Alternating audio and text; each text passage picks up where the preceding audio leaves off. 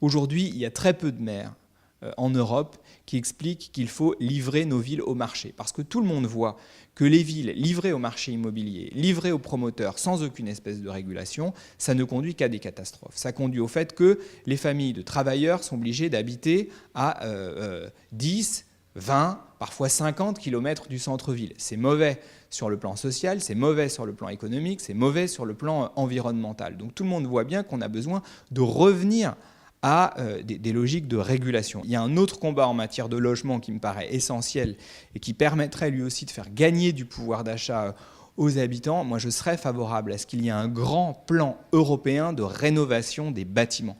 Aujourd'hui, on parle beaucoup d'écologie et on dénonce à juste titre l'écologie punitive.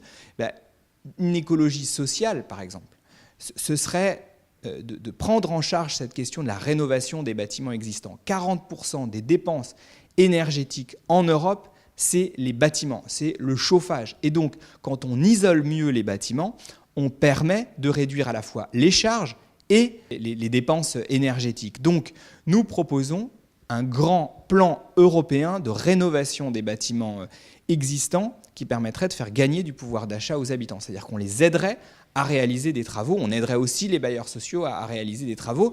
Et ce plan pourrait être financé par la Banque Centrale Européenne. Plutôt que de donner de l'argent aux banques sans aucune espèce de condition ni contrepartie, ce serait de l'argent qui serait bien investi, qui serait bon pour l'écologie et bon pour le pouvoir d'achat.